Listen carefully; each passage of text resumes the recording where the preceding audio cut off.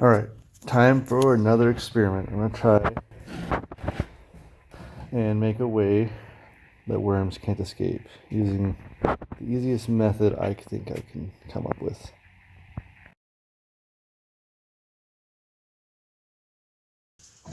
And the trick is gonna be something simple, something you can buy for, 15 bucks off Amazon, is copper tape. We'll see if this works just doing nothing. I may need to sand off a small film on it, but if I don't need to sand it, it should work the same way it works for snails and other things when you're trying to protect your plants. So when it's done, it should just look like that. Pretty straightforward. This tape's pretty awesome. Just paper backed. You pull it off, stick it on. It's best to kind of pull the paper off as you do it and slowly move it, slowly attach it, because if you take the paper all off, it rolls up on itself and it's really hard to get unstuck. I'm just going to test it with my own worms, see if it works. I think it will.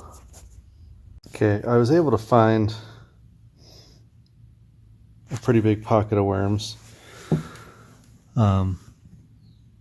There's quite a bit in there. They're a little cold. They'll be warm up here in the shop. They're disturbed now, so they're going to want to... Usually when I do that, they try and escape right after disturbing them. Anyway, yeah, so they usually try and go on a run. I'm just going to put the lid on lightly on this, so they can still squeeze out if they want to, but I don't think they're going to come near the edge, because I think as soon as I hit that copper, they're going to turn around. As soon as they hit the copper, they'll turn around. And I'll show you why in a little bit. Explain why. So put this on light, turn off the lights in here. So hopefully they start traveling around and start exploring their new temporary home. Well, it's been about 12 hours since I added worms to this, and they're not cooperating. They're not trying to climb up the side. So I couldn't do this experiment passively, so now I gotta do it kind of aggressively. Looks like the worms just hung out on the bottom. That's a shame. Don't blame them though. Okay, since the worms didn't cooperate today for me, I left them in this bucket for the whole day. After kind of scooping them up out of their outside bin and putting them in here where it's warmer, I thought either they'd try and make a break for it from being disturbed, or make a break for it just because they were warming up and they wanted to explore their new home. But apparently, since they're in the same bedding and foodstuffs they were in before, they're not interested. They think they're in the same place. They're comfortable where they're at. They all just went to the bottom. So we're going to build a little arena here on the lid, and I'm going to put some worms on it and we'll see what happens. And what I think is going to happen is they're not going to cross the copper. And because copper, since it's conductive, when an animal that's wet or covered in mucus goes over it, it sort of gets shocked. It actually, same thing happens to bacteria and stuff on copper too. In fact, the bacteria will die. It'll kind of just shock them to death. That's why copper is used in a lot of antibacterial stuff and surfaces. But when you can put copper tape or pennies and stuff around potted plants or and things that you don't want snails to get on, because when they try and crawl across copper, it shocks them. It's almost like us licking a 9-volt battery, only a lot less intense. Just makes them uncomfortable and they back off. So I'm going to catch a couple worms in here and put them in this box and let them try and see what they do. I may need to sand this stuff to scuff it up if there's a film on it. I'm not entirely sure if there is or not. But we're going to see what happens. I'm not going to do it for very long, so obviously I don't want to torture any worms. I want them to be happy and be fine, but I really want to find this out, because this could be a great way to keep worms inside worm bins and inside mine when they try and scramble and stuff like that. So anyway, I'm going to catch a couple worms, I'll put them in here and see what happens. All right. Okay, gonna dig around in here. Gonna use gloves for once. Let's try and find a couple worms. Oh, there's a whole lot. This isn't gonna be hard at all. Get them clean, drop them on there. Oh man. They're all awake, that's for sure. They warmed up, they just didn't really feel like making a break for it and going for a run. Try to find one more. They're all kind of at the bottom. Oh, there we go.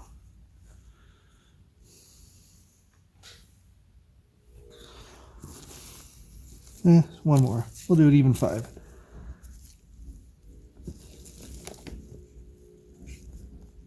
There's a fat one. Okay.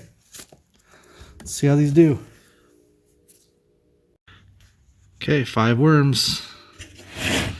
Let's watch them go.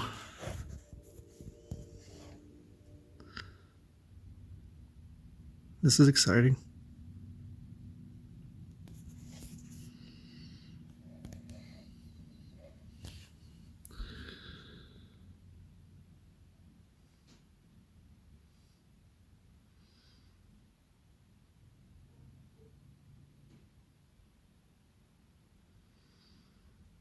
Oh, you're going the wrong way.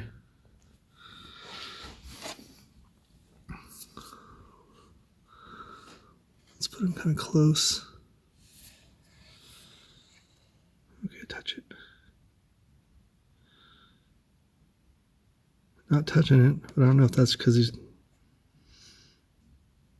Oh. No, he pulled away. Oh, he does not like it. I don't know. That was too soon to tell. That was... Okay. I don't want to just set him on it because that's mean.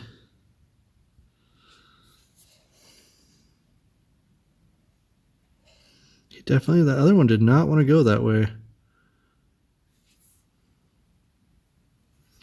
Okay, we're going to do a 1-second drop.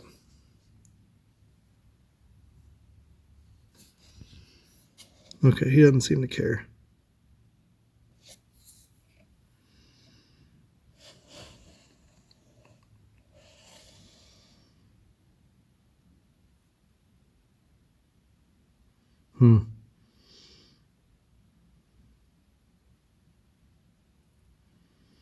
Okay, he doesn't seem to care when he's set on it. Let's just watch. Let's just watch him move and see. So I set one on it and he didn't seem to care. Let's see if they'll cross it on their own though.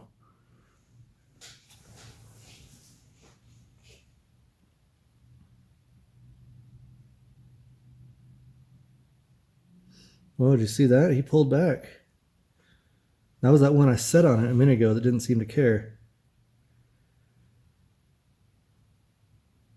Oh, he's going for it. Yep, I don't... Oh, no, he didn't like it. He backed up.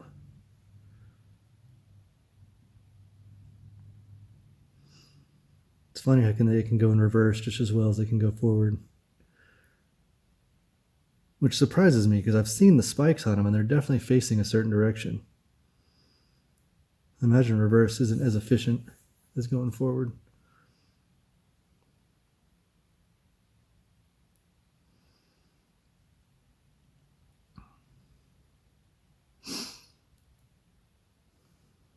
Yeah, this one's our most adventurous. Let's see what happens when he touches his back end to it. If he has the same reaction.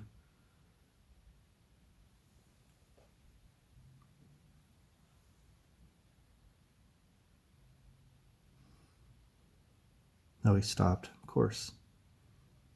No idea if that was because of the copper tape or not.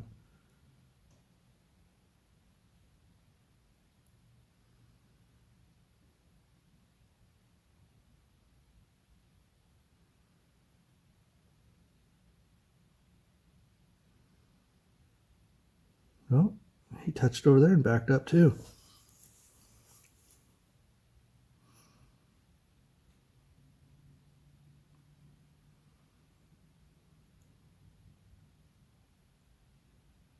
Oh, doesn't like it.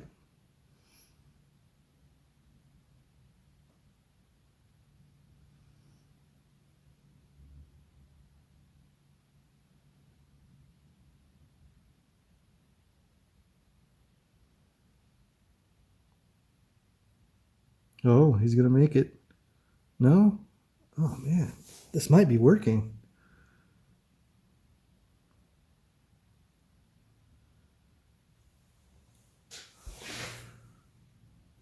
I can't... It's too soon to say, but this might be an effective method of corralling worms. Okay, I woke the other worms up. So far, no worm has escaped the the square. And they don't seem to want to. As soon as they hit the side, they kind of go halfway across the tape and then they back up and they go look elsewhere.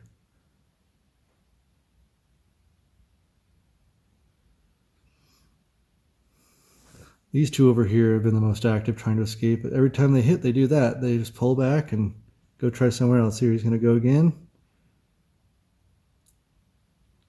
Get about halfway across and then change his mind. Oh, this is the furthest he's gotten. He's going to go for it. He's just going to power through it. Oh, man. He did it. No, he chickened out. Oh, you were there, dude. You were there. I was rooting for you, man.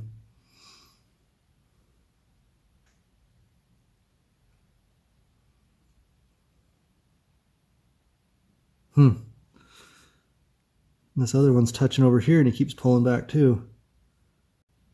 Yeah, I'm going to say anyone watching this, you guys should give this a shot. This is worth looking into. This may be really effective. I mean, I didn't notice any worms trying to crawl out of the box today, but maybe they were.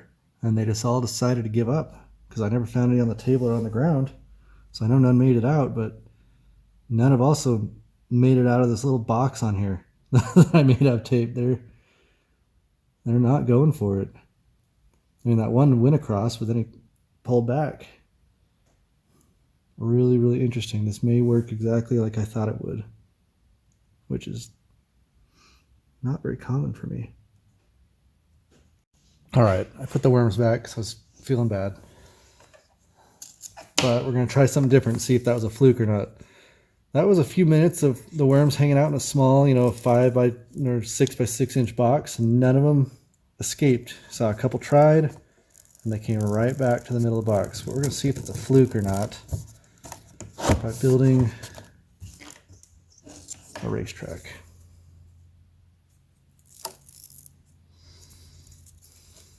Just going to put it like a 1/2 inch wide. And we'll leave it open on one end.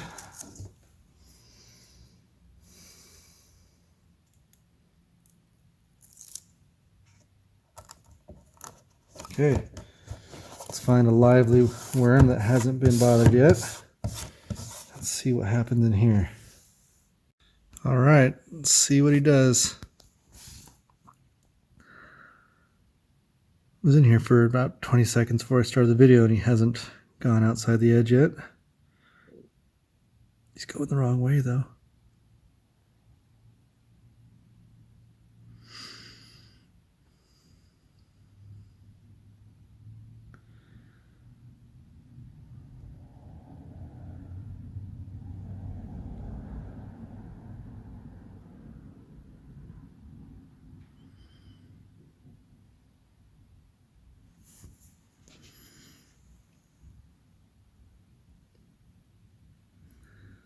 He's kind of touching it with his butt a little bit. Oh, doesn't like it when his face touches it.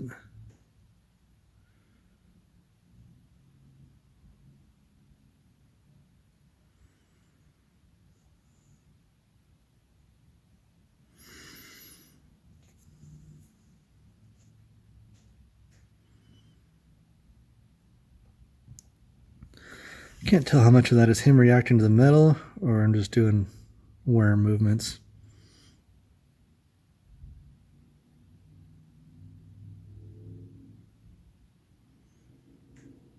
He seems to be doing fine over here. Doesn't seem bothered by it at all.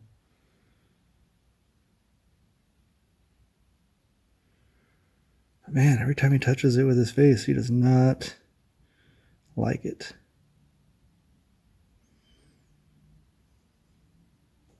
No reaction down here though. It's been sitting on it for a while.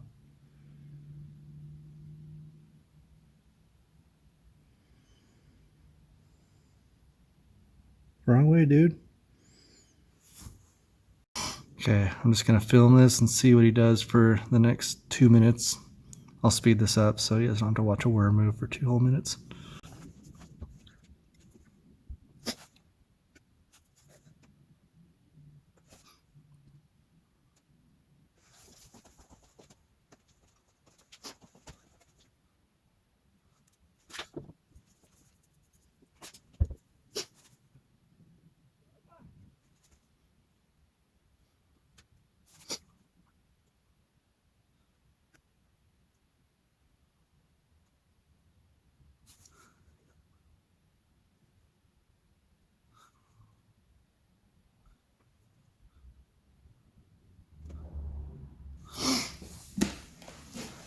All right.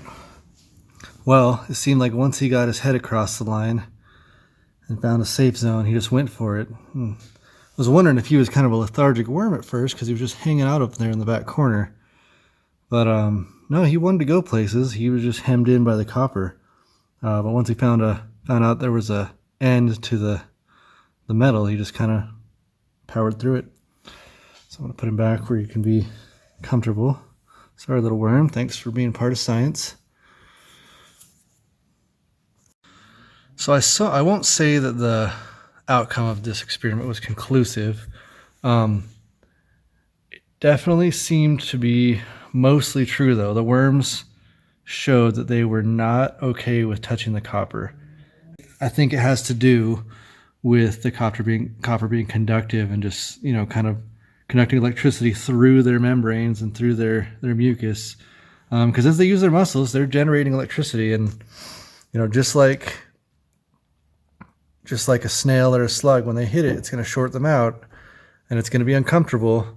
And you could even taste it yourself. If you lick a piece of raw copper that isn't coated in oxide or anything like that, the reason you can taste that metal is because it's conducting electricity across your tongue. That's the taste you're tasting, is you're actually being slightly shocked. Thanks for watching. Sorry if this upsets anybody, this experiment, but to do these things, you got to experiment sometimes. I didn't kill any worms doing this. There's been experiments that I've done in the past where I have accidentally killed a whole bunch of worms, and it sucks, and I don't like doing it.